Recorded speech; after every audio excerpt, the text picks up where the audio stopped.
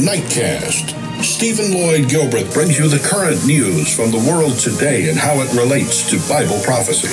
Understanding the end-time events leading to the peaceful world tomorrow. Ladies and gentlemen, Stephen Lloyd Gilbreth. Good evening, friends, as we pop up from below on this 4th day of May 2015 for Nightcast.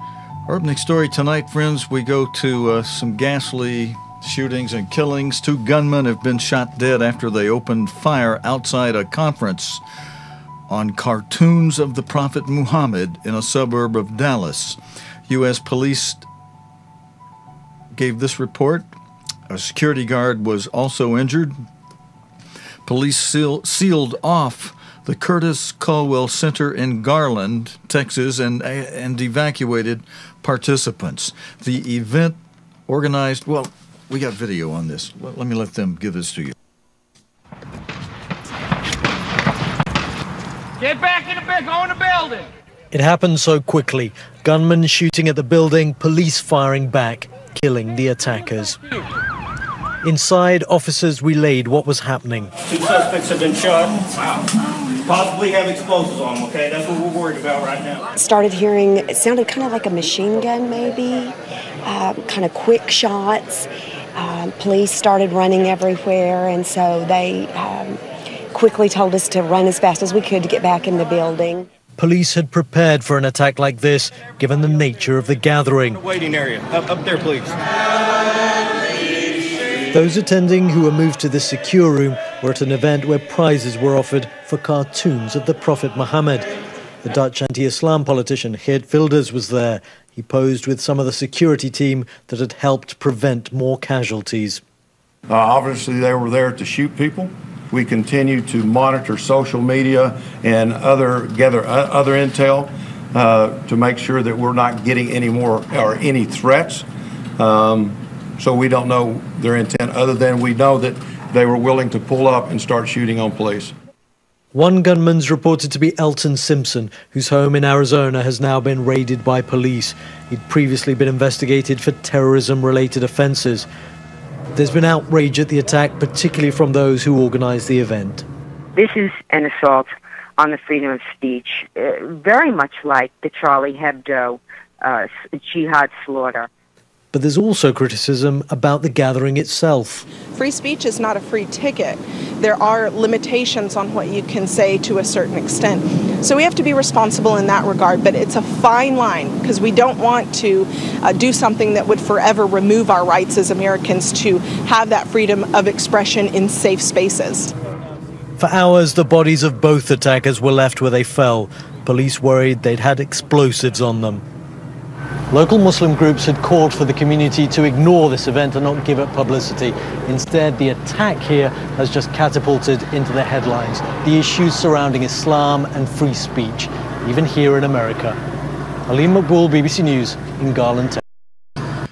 And we have some update video on this story, friends, where Garland Police Department spokesman Joe Harn will explain how the officer who did the shooting and killing the 2 gunmen was a traffic officer. The event was going very smoothly, and about 10 minutes to 7, a dark-colored vehicle pulled up to the west entrance parking lot. There was a police officer, a police car there blocking that entrance, a police officer in it along with a GISD security officer. When that car pulled up and stopped, those officers began to exit their vehicle, and 2 men exited the dark-colored sedan. Both of them had assault rifles, came around the back of the car and started shooting at the police car. The police officer in that car began returning fire and struck both men, taking them down. At the same time that was starting, we could actually hear gunfire around the parking lot. We had a SWAT react team in the back that very quickly responded within seconds and helped secure the scene. Both of those men died there on the street next to their car. Joe, first talk about what they were wearing. Let's do one at a time. Did the first officer take down the suspects, or did the SWAT team? First officer put down both suspects. And where did that get? How did that sequence work? Okay, they were both sitting in the same car, and they had that entrance blocked, sitting in a squad car. As that car stopped, both started getting out of the car. The men came around, and that's when they saw the rifles, and the men opened up on them, and our officer started shooting back. Now, were these patrol officers? I'm sorry? Were they patrol officers? Actually, the officer that was shooting is a traffic officer. And, friends, there is... Now, that's happening in the United States, and yesterday in Israel, a protest by Ethiopian Israelis yesterday. Now, Ethiopian Israelis, bear in mind, these are black Jewish people that relate all the way back to King Solomon. Now, I know some of you don't believe in King Solomon from the Bible, but we're going to tell you a little more about that after Kevin Connolly from the BBC gives us this report from Israel. In Tel Aviv, time to clear away the wreckage of weekend disturbances which briefly brought the city to a halt. And in Jerusalem, equally hasty attempts underway to repair the political damage. The young soldier who innocently finds himself at the center of this unrest was invited to meet the Israeli Prime Minister, Benjamin Netanyahu.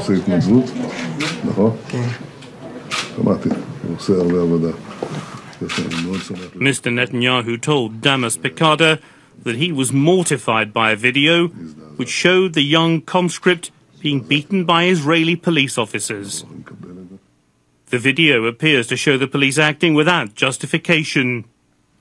It brought angry protesters onto the street, determined to force their charges of racism and discrimination onto the national agenda. They are not inclined to trust their politicians. On Sunday in Tel Aviv, that anger boiled over. Police say protesters tried to force their way into the headquarters of the city council. The clashes that followed were angry and intense. Police struggled to restore order.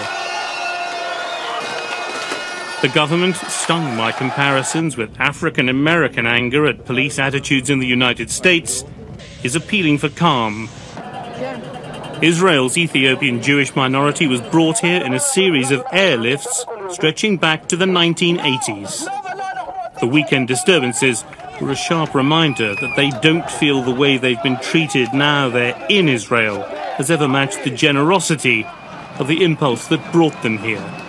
Kevin Connolly, BBC News, Jerusalem.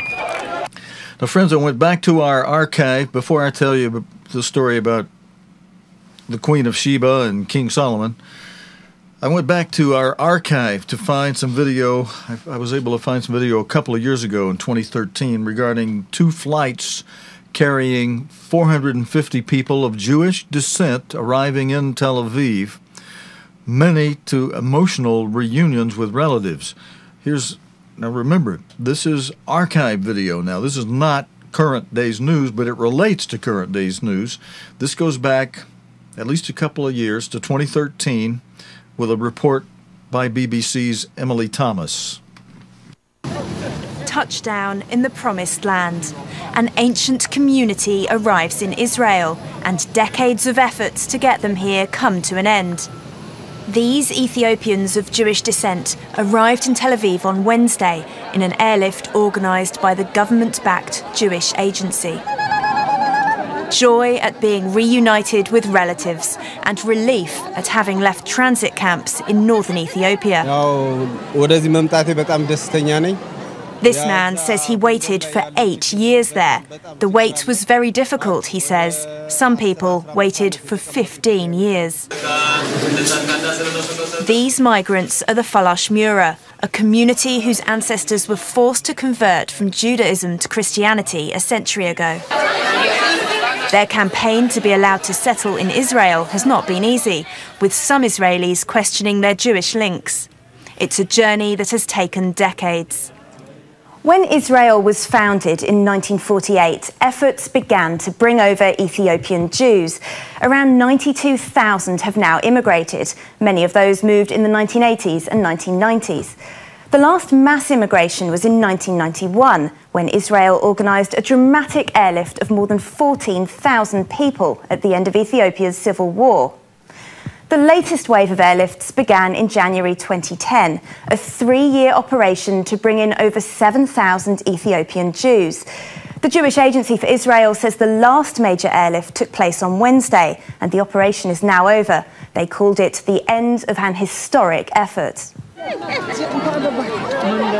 But as fond reunions take place in Tel Aviv, some Falash Mura have been left behind. And with mass immigration efforts now at an end, some think the government should be doing more to help them. Emily Thomas, BBC News. Now, friends, I know some of you may be saying, how in the world can black people be Jewish? And others of you probably trying to answer that for those people asking that question. Well, you've heard of proselytes, haven't you? They proselytized. They converted. No. These Ethiopian Jews have Jewish DNA.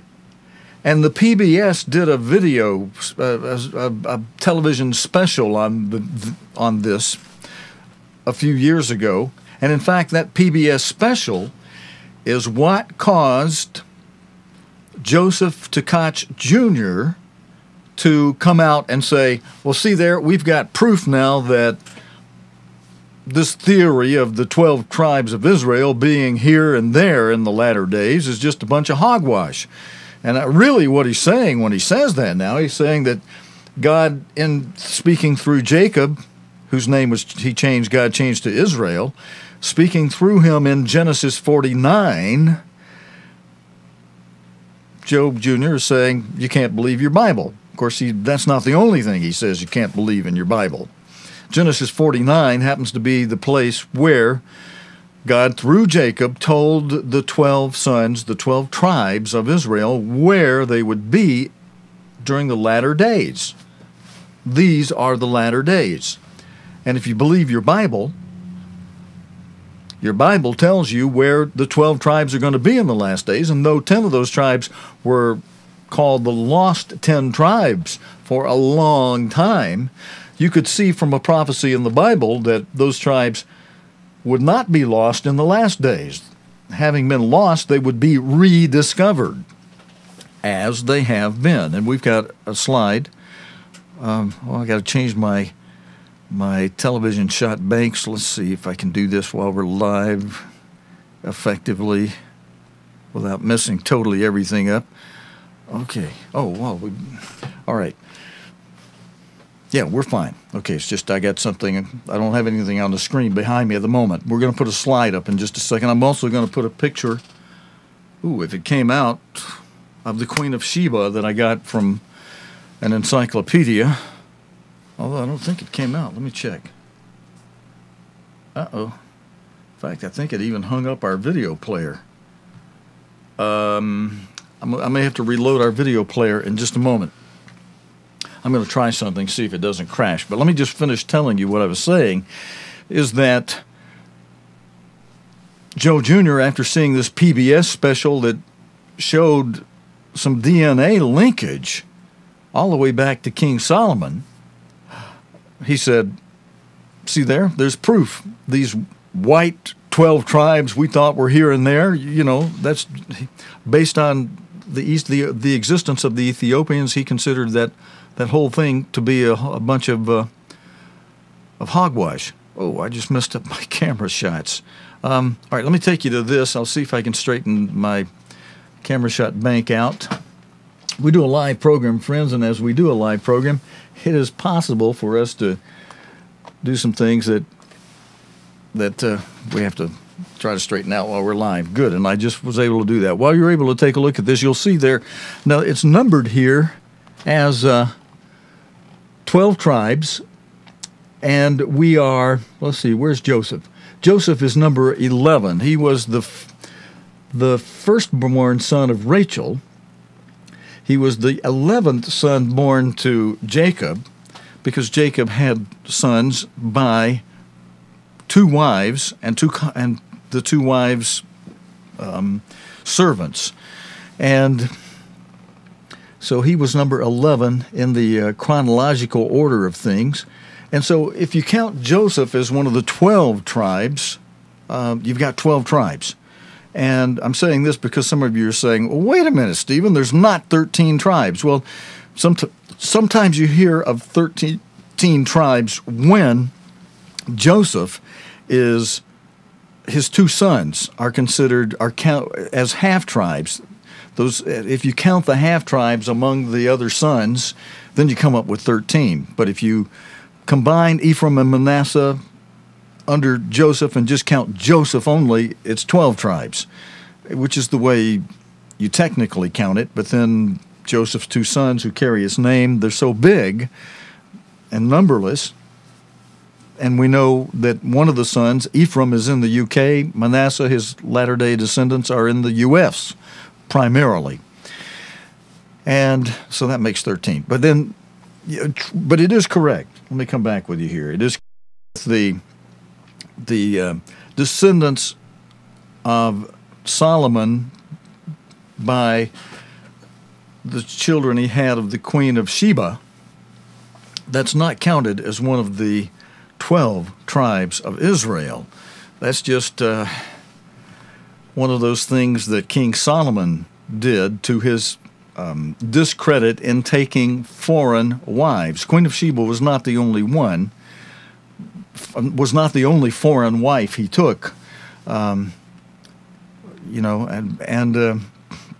he had 300 wives. He had 700 concubines. So there's a lot of descendants of King Solomon, perhaps all over the place. But I don't think God blessed that offspring with births and the way he did the 12 that he said would be numberless. But they're out there. They are there. From an encyclopedia, or a drawing, a portrait of a rendering of the Queen of Sheba. You can see she's very, very black. And the Ethiopian people are black people. And she and the white King Solomon, they had this baby. And this baby had lots of offspring. And we're seeing them today. And the Queen of Sheba and Ethiopia, she's from Ethiopia. And so we're seeing a lot of descendants of King Solomon coming out of Ethiopia and claiming and they do have Jewish blood in them because of King Solomon, David's son, and that being a Jewish lineage. David is of Judah, the tribe of Judah. So, and now I told you I'd mention some Bible verses related to that. Let's go to 1 Kings 10 and starting in verse 4. First of all, it says here, "And when the Queen of Sheba had seen all Solomon's wisdom and the house that he built," we're going to jump ahead to verse 7. She said, "Howbeit I believed not the words," that she had heard about his wisdom and prosperity. I believed not the words until I came, and my eyes had seen it. She saw it with her own eyes. And behold, the half was not told me of your wisdom and prosperity. Your wisdom and prosperity exceeds the fame which I heard. So Queen of Sheba was very, very impressed by her own eyes, and she said the fame of King Solomon was not half of the reality of King Solomon. He was much more than the fame he had. And of course, that's much better than somebody coming along and saying, "Oh, well, I heard great things about you, but as I see you in person, you're not as hot as all that I heard." She said just the opposite. She said, "The fame I heard of you is the half was not told me." She was very, very impressed. And so her people, she and King Solomon, they had a kid. Illegitimate or whatever. They had a kid, and he's got blood of King Solomon, Jewish blood, the tribe of Judah in him, and it shows up in the DNA. Now, I think we've got, that's all we're going to cover on that tonight, but I'm sure we're going to be seeing more of that, friends, as we watch world news here on Nightcast, and things all over the place are cutting loose and happening now. And why, friends? It relates, we can take it to the seals from the book of Revelation. If we jump over to the fourth seal, I've explained all these seals at various times. Tonight let's just skip up to the fourth seal from the book of Revelation. The fourth seal is depicted there in Revelation 6 as a pale horse, upon whom a rider whose name is Death rides. And alongside that pale horse and its rider named Death rides Hades, hell, or in other words, the grave. And in Matthew 24, Mark 13, Luke 21, the three of the Gospels, Jesus Christ described in plain language the activities of this horse. Primarily, he said it would be loimus, a horse of loimus activity, pestilence, disease epidemics, the plagues of Egypt. But he also said that between the third seal and the fifth seal, and that only leaves room for the fourth seal, there would be seismus, all kind of commotions in the air, such as gale force winds of all kinds, hurricanes, typhoons, tornadoes, etc., and commotions on the ground, such as the Greek English lexicons give an example of earthquakes, and it says, and commotions on the ground, which includes volcanic eruptions, tsunamis, wildfires, floodings, commotions on the ground of a seismic nature. And Christ also said, only recorded by Mark in Mark 13, verse 8, there would be tereke, there would be roiling waters, troubled waters, literally and figuratively. Figuratively in the sense of mobs and seditions, but basically the word tereke means trouble. Now, not your mega trouble, which is the Greek word for the fifth seal, which we call, in the English language, great tribulation. Mega trouble, not the mega trouble, but there would be, under the fourth seal, there would be trouble, and the trouble that would lead up to the fifth seal, the mega trouble, which comes only after United Europe has appointed a dictator, an emperor, a person who the Bible calls the beast, who will be crowned most likely in the Emperor's Hall, Kaiser's Hall in Frankfurt, Germany, as the Pope goes over, holds the coronation ceremony, and crowns the seventh and final head of the Holy Roman Empire. Let me show you quickly, in case you're brand new here with us. Let's go to these photographs over my shoulder here, and we'll zoom in on this crown of the Holy Roman Empire. It will be worn one last time. I've told you before how I've gone over and seen that myself in person in the Royal Treasury in Vienna, Austria. It's on display there even now, but it's going to be moved from that glass cage, in which it's very thick glass too, by the way. I was able to press my camera up on that glass and press real hard and hold my camera real steady while I took a 1 second, a 2 second, 10 and 15 second time exposure, because the light in the room wasn't real good and hard to flash through a glass, and beside there was a big sign next to the glass saying, "No flash photography allowed in this room." I went and complained to the guard about that, and the guard said, he said, "You can't use flash in the room, but you can't take a picture of that crown. Only the government can take a picture of that crown, and if we'll take your camera away from you. We'll confiscate your camera if you take a picture of that crown." So I zipped my lips, and I said, "Well, thank you, sir, for having that crown on display here in the Royal Treasury." And I said, "No more." I held my camera tightly and zipped out the door, and my 35 millimeter film came out. I got a reasonably good shot of the crown of the Holy Roman Empire. Not maybe as perfect as government shots of it, but I got a shot of that crown, and you can see here it's a big gawky crown, big old gawky jewels on it, heavy thing too. They say they only put it on the man's head for a few moments during the coronation ceremony, and then they suspend it from wire from the ceiling and just let it hang a few inches, 10, 12, whatever inches over the king's, the emperor's head. as he sits on that throne. And that crown's going to be worn one last time, during the seventh and final resurrection of the Holy Roman Empire. It's in the pit now after Mussolini. Let's go over to him real quickly. Mussolini was the sixth head, which happened between 1936 and 1945 in these latter days, which was revealed to us by and through God's end times apostle and servant, Herbert W. Armstrong. And it was done in such a way that God was showing us who is his end-time servant, his servant for this end time. The rest of us who tell you any truths related to prophecy, we got it from Mr. Armstrong, who was given that, revealed to him by God.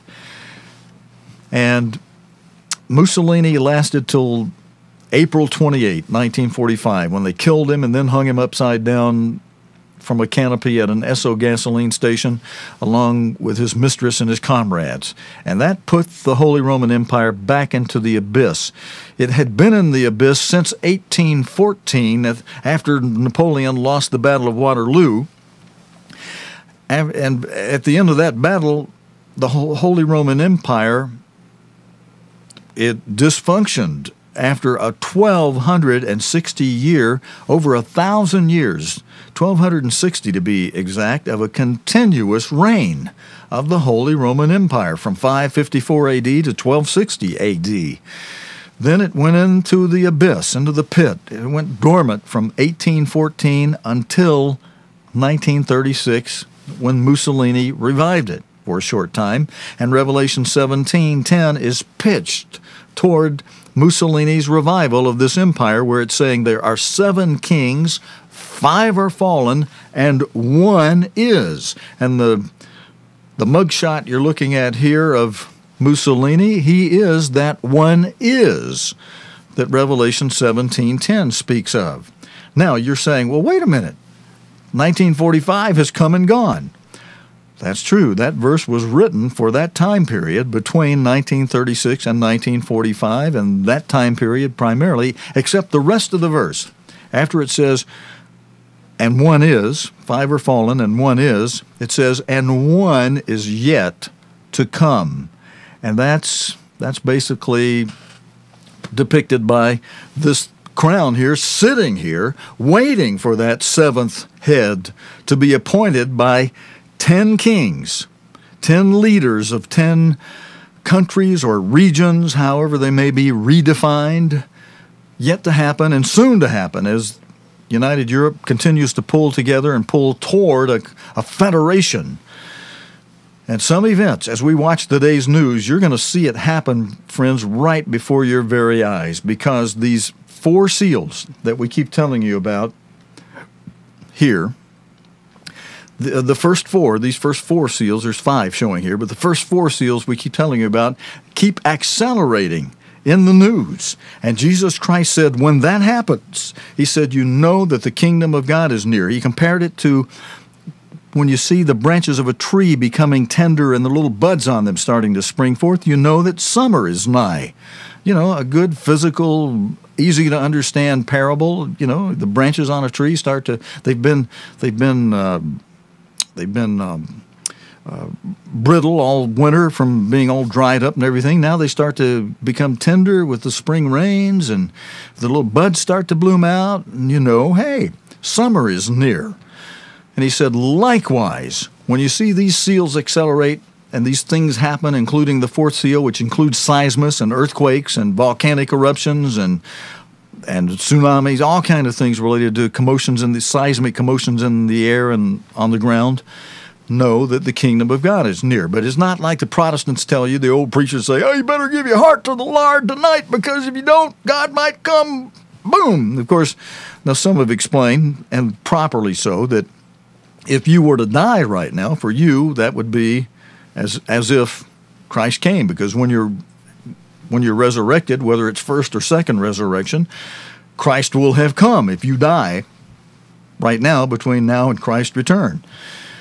But otherwise, if you're still alive, there are things that have to happen before Christ returns, and one of those things to happen, the fifth seal, you see in the fifth column over there where it's got a guillotine at the top, and it's labeled number 5, and then below that the words say Great Tribulation, Jesus Christ plain language explanation of the fifth seal of Revelation 6, Christ explaining it in Matthew 24 and the parallel chapters, Mark 13 and Luke 21. That's a 2.5-year period. And then following that, I've showed you this and mentioned this before, but following that there is heavenly signs, the sixth seal. Now that happens pretty quick. That may just be a few days, few hours, whatever. And then there's the sealing of 144,000. Then there's silence in the heavens for a half hour. And then boom, boom shakalaka, as some might say, if I'm saying that right. There's a 1-year period of the day of the Lord, and that is the pouring out of God's wrath. Some have thought the fifth seal, the Great Tribulation, is God's wrath. No, that's still under the days of man and Satan. That's Satan's wrath. The fifth seal, that's a time of the martyrdom of God's saints. That's the primary thing that's going to happen during the Great Tribulation. It'll also be the time of World War III. It'll be the time when God has 2 witnesses roaming around. God has not revealed those witnesses yet.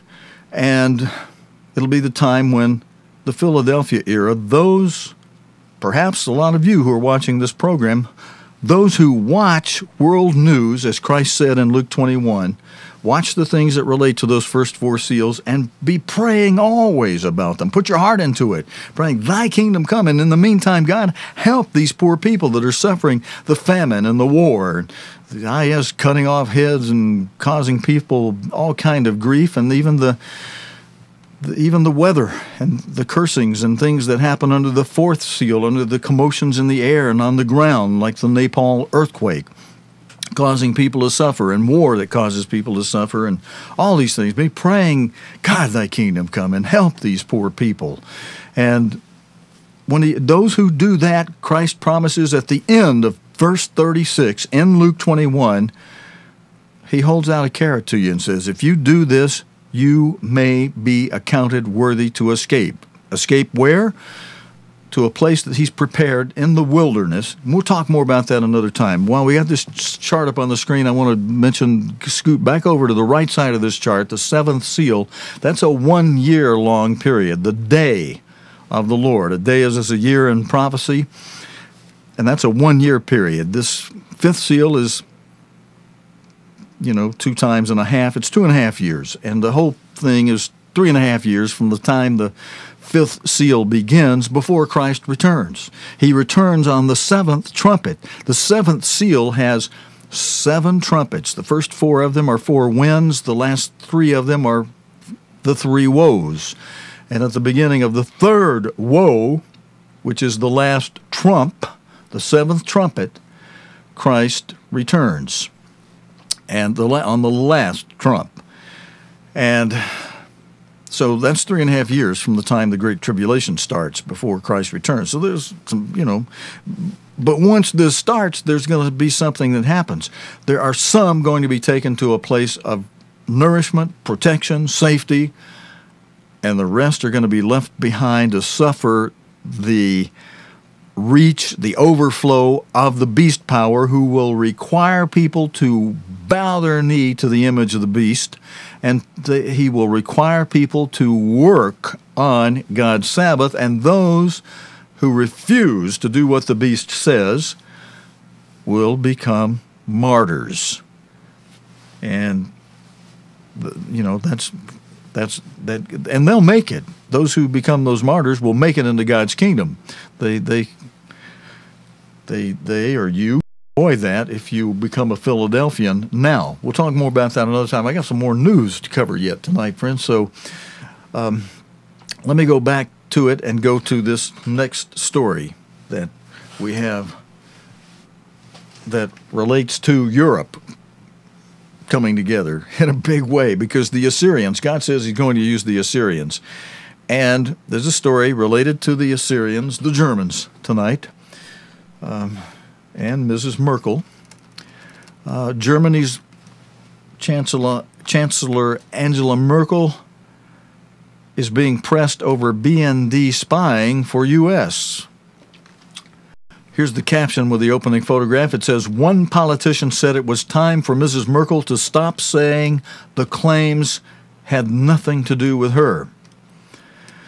And then the story reads this way, friends. Chancellor Angela Merkel has come under pressure from her coalition partner to disclose a list of spying targets given to German intelligence, BND, by the U.S.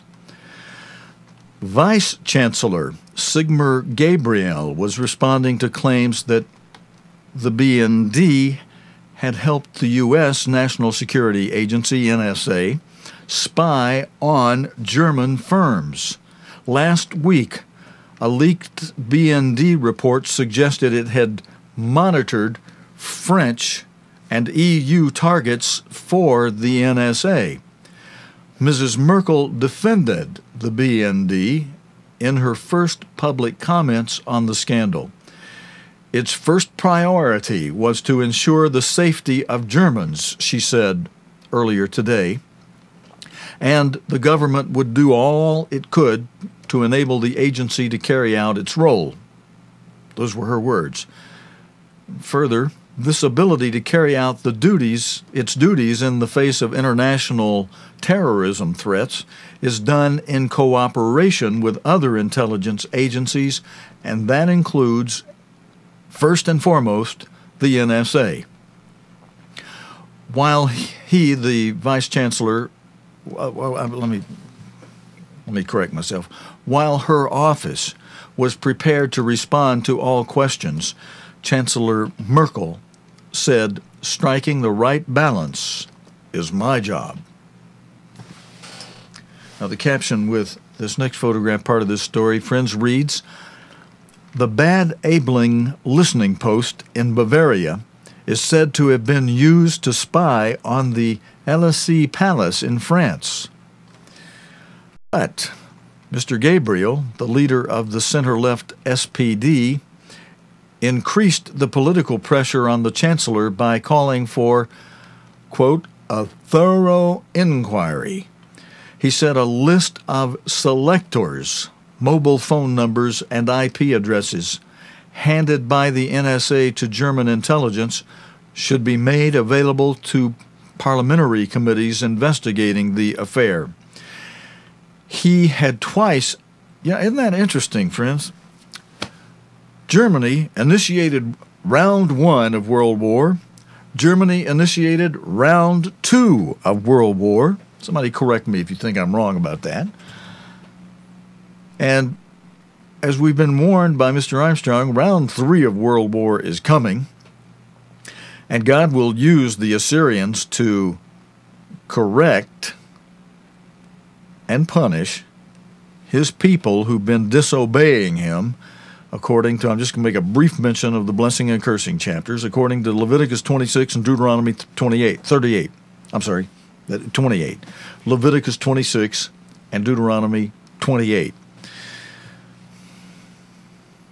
So, amazing that the United States would have involvement with the German government in the way that it is. But the Vice Chancellor had twice asked the Chancellor if German companies had been targeted, and twice she had denied it, he said, adding that he had no reason to doubt she had answered correctly. SPD Deputy Chairman Rolf Stegner told a German newspaper that the game of saying the latest revelations were nothing to do with the Chancellor was up. Her Chief of Staff, Peter Altmaier, should give evidence to MPs, he said. Treason. The BND has worked with the U.S. for years, but it is now clear that the targets went far beyond potential terrorist threats. Its monitoring station at Bad Aibling was reportedly used to spy on the French Foreign Ministry and Presidential Palace, as well as the European Commission and Airbus Group. The head of German intelligence, Gerhard Schindler, rejected as totally absurd a suggestion by opposition politicians that the BND committed treason by helping the U.S. The BND isn't a compliant tool of the United States, he said. Interior Minister Thomas de Maizière, who, like Mr. Schindler, has come under pressure to resign over the affair, is due to give evidence to the Bundestag's Intelligence Committee on Wednesday this week. When Mrs. Merkel herself was the target of U.S. spying in 2013, she admonished the Americans with the words, "Spying between friends, that's just not done." All right, friends, we'll be keeping an eye on that story. All right, as we begin to wrap it up tonight, we want to be sure we cover the growing, massive migration problem occurring in Europe. In this next report, thousands were rescued from the Mediterranean Sea. The Italian Coast Guard, here's the caption with this opening photograph. The Italian Coast Guard says it has rescued nearly 6,000. Yeah, you heard me right. 6,000 people from boats off the Mediterranean coast. However, at least 10 bodies were recovered from the water. Officials say smugglers are taking advantage of mild weather and calm seas to send more boats into the Mediterranean. And, friends, apparently, let's see, we're supposed to have video with this, but I seriously doubt this is... Oh, we do. Here we go. Nearly 900 migrants arriving on a ship in Sicily early this morning after being rescued at sea. A sign that the flow of those making the dangerous crossing to Europe shows no sign of easing. In fact, this past weekend, observers say, may be as busy as any there's been. Of course, it's a struggle, it's a daily struggle, in particular when so many people arrive in one day or 2 days. We are speaking about almost 7,000 people in a weekend. So the system is, of course, under pressure. The weekend saw at least 17 separate operations by Italian and French ships, the largest by Italian coast guards off the Libyan coast. An expectant mother already in labour was among those rescued. Her baby was born on board the Italian patrol vessel Betica. Both mother and daughter are said to be in good health. Many others required medical attention, and at least 10 bodies were recovered over the weekend. Those embarking on the journey say they know the risks, but are still willing to take them. And in Libya, at a camp for those who've been turned back, there's frustration. Me and my family, we are suffering too much. We are very poor. You understand? Hey, no food to eat, nothing to eat. So it's not a crime for me to risk my life for my family. We are risking our life. Now that maybe we are happy being like this. We are suffering. Can't you see we are suffering? Friends, I'm going to pause right there just for a moment for impact on that and hope that this young lady's words will help us tonight pray a little more fervently. Oh God, thy kingdom come and help these people. At least 1,750 people have died this year trying to cross the Mediterranean, a 20-fold increase on the same period last year. And many more migrants are expected to make the crossing in the coming weeks as smugglers take advantage of calmer weather. Gordon Carrera, BBC News. And friends, we've got a very special BBC report here that explains why.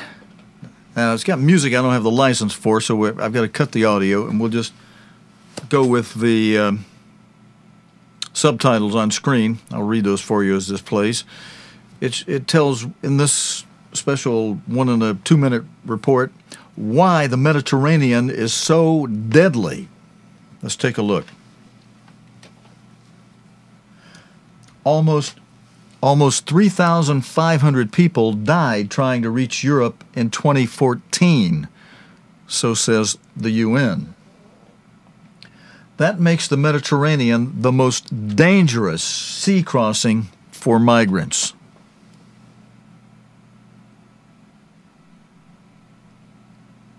Why? Soaring numbers, 3 times as many in 2014 as 2013.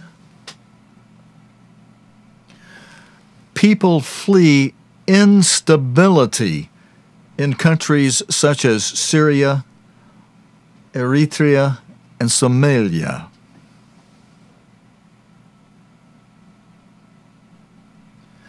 Location: relatively short distance from North Africa to Lampedusa.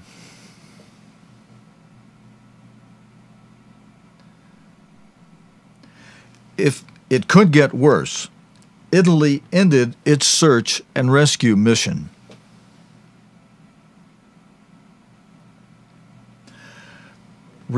Replaced by Europe's smaller Triton patrol. Pope Francis called for a united response at the European Parliament.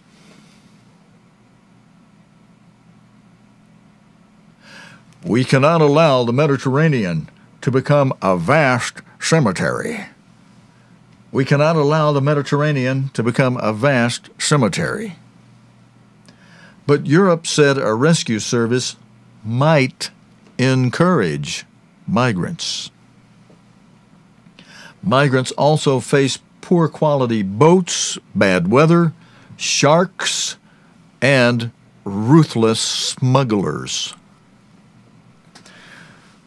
More than a week after a powerful earthquake struck Nepal, villagers in remote communities up in the mountains are trying to come to terms with their situation.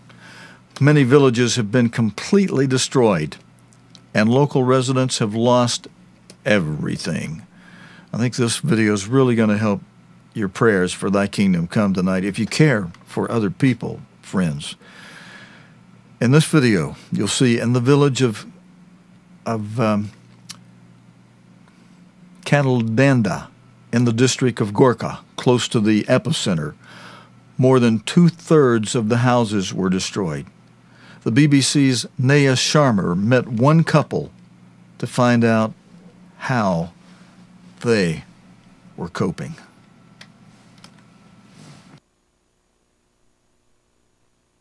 Everything's under the rubble. We've lost all our belongings. Our TV, fridge, furniture, documents. I worked hard my entire life and only managed to build this house after I retired. I can't believe it's all gone in a flash. I'll have to start all over. It's not just me, everyone here is suffering. We're only hoping that the government and aid groups can help us. If I can get a loan, I'll try and build a stronger house. Otherwise, I don't think I can afford to build it again. I don't have enough money. We're staying in tents because we have no other choice. It's difficult here. There are mosquitoes, there's no electricity, the tent is flimsy, even a slight wind and rain can bring it down. This whole thing feels like a dream. I still can't believe this has happened. We're terrified. Until the other day, we were so comfortable. Today, we're out on the street. It's been so many days since the quake and we haven't got any support. We see these planes flying overhead, but they're not coming to us. Maybe because no one died here. We feel like we're all alone and have no one to turn to. Friends, there's a very special feature in the news today related to China. China was part of the Pacific Theater during World War II and may well be part of a Pacific Theater in round 3 of World War that we can anticipate to come in the near future once Europe appoints an emperor, a dictator, a beast, as the Bible calls it, to be the seventh and final head of a revived, holy Roman Empire. But in this video, which relates to China, Fu Wenyu is one of a few young students who, she's actually in America now, but she's Chinese born. She's one of the few young students who chose to study the Chinese art from a very young age. In this video, she spoke to BBC News about what it's like to keep passing on this tradition. And I got to give a credit, friends, to video journalist Xinyan Yu.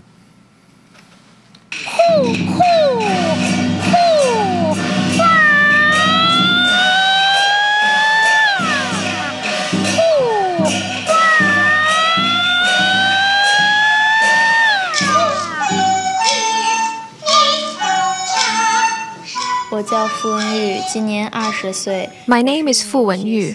I'm turning 20 this year. I'm in college studying Peking Opera. 刚一开始学京剧的时候， I first began learning this ancient Chinese art in kindergarten. We were encouraged to study it because there were hardly any apprentices left. My mom also thought it was an interesting subject to learn, and it may even be a possible career for me. I've been on this path ever since. 其实我觉得是下降了，因为 Over the years, Peking Opera's audiences have grown old. Young people are not interested because they think it's too hard to understand, and many are even surprised when I tell them I'm studying it as a subject. For that reason, I feel responsible for keeping it alive. 我认为首先 To prepare for a performance, my classmates and I have to rest for days beforehand to conserve energy. On the day, we spend hours putting on makeup and getting into our intricate costumes. Right before going to stage, I also have to do voice and body warm-ups.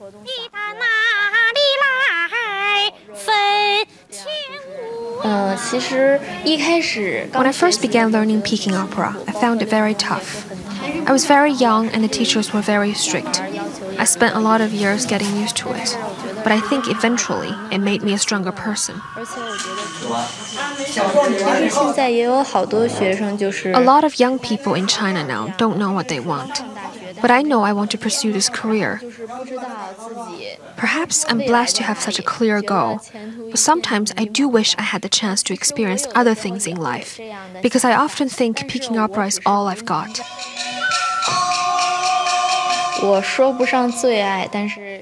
love Peking Opera, but I can't say I love it more than anything else in my life. I just hope when I grow old, the music can at least keep me company.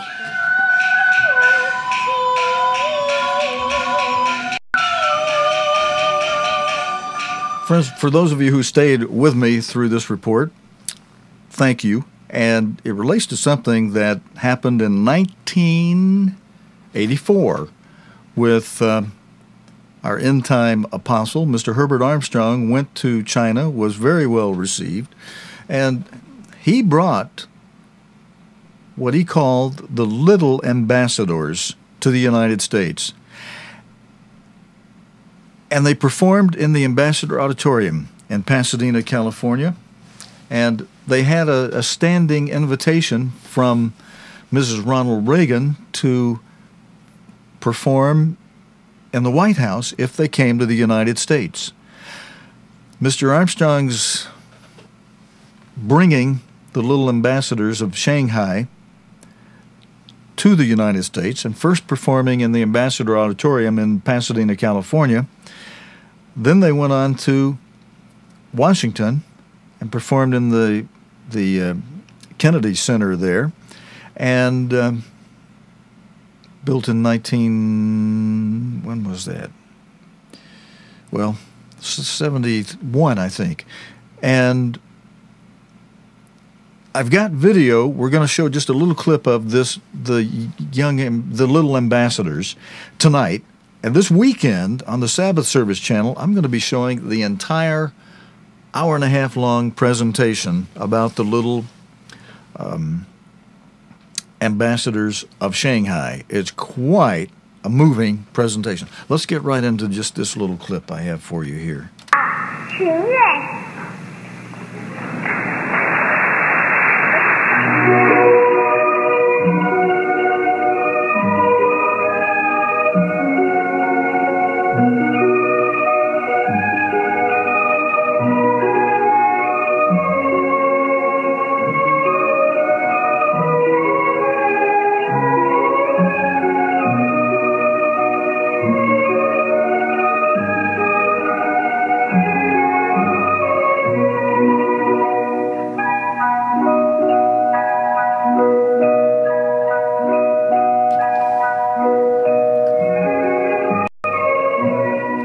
To sign off in just a few moments, but let me leave that playing in the background while I explain. Tomorrow night, I plan to save time toward the end of our broadcast.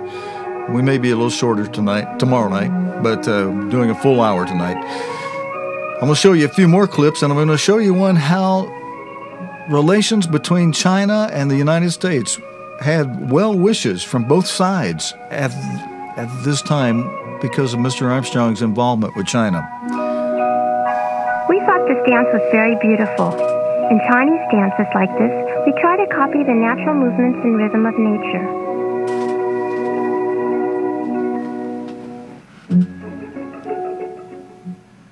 Friends, I'm going to come on out. We're going to sign off right there because I'm out of time, but I'm going to show you a little bit more tomorrow night and show you some toasts that were made between China and the United States, and it gives you a glimpse into how things can be in the world tomorrow with the people God has trained and will use in key positions during the world tomorrow.